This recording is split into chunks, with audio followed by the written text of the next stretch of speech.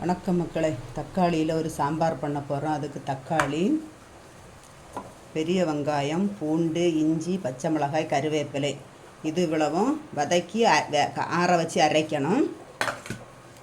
பொட்டுக்கடலையை அரைச்சி வைக்கணும். சட்டி அடுப்பில் வச்சாச்சு. நல்லெண்ணெய் ஊற்றுறோம்.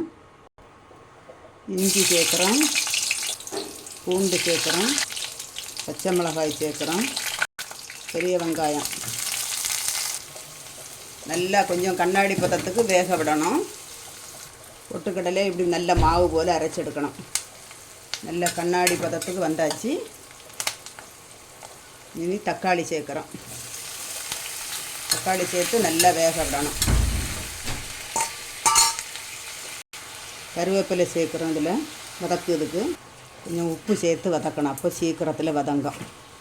நல்லா வதங்கி வந்தாச்சு. இதை இறக்கி ஆற வச்சு அரைக்கணும். மண் சட்டி அடுப்பில் வச்சுருக்கோம். நல்லெண்ணெய் ஊற்றுறோம். கடுகு சேர்க்குறோம், சீரகம் சேர்க்குறோம். கடுகு வெடிச்சாச்சு. 10 பல்லு பூண்டு போடுறோம். சின்ன வெங்காயம் சேர்க்குறோம். தக்காளி சேர்க்குறோம். வதக்கி வச்சதை மிக்ஸி ஜாரில் போட்டு இதை அரைக்கணும். நல்லா நைஸாக அரைச்சாச்சு. உள்ளி, வெங்காயம், இந்த தக்காளி, பூண்டெல்லாம் வதங்கியாச்சு. இதை அதில் சேர்க்குறோம். தேவைக்கு தண்ணி சேர்க்குறோம். சாம்பார் தூள், மிளகுத்தூள், மஞ்சள் தூள், பொட்டுக்கடலை பொடிச்சு வச்சுருக்கதை அதில் சேர்க்கணும்.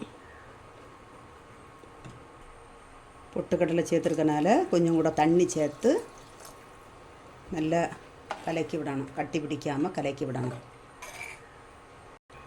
தக்காளி, வெங்காயம் விதக்கும்போது சேர்த்துருந்தோம் உப்பு, அதனால் கொஞ்சம் கணக்காக சேர்த்து இதையும் கலக்கி விடணும். அதெல்லாம் இப்படி கட்டி பிடிக்காமல் இப்படி கலக்கி விட்டு தக்காளியில் சாம்பார் பண்ணியாச்சு.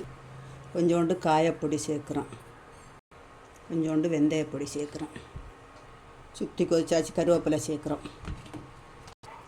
சுற்றி கொதிச்சாச்சு. அருமையான தக்காளி பொட்டுக்கடலை சாம்பார் ரெடி ஆகியாச்சு. இதுபோல் நீங்களும் செய்து பாருங்கள். இது பிடிச்சிருந்தால் லைக் பண்ணுங்கள், ஷேர் பண்ணுங்கள், சப்ஸ்கிரைப் பண்ணுங்கள். எப்படி இருக்குன்னு கமெண்ட் பாக்ஸில் சொல்லுங்கள். வணக்கம்.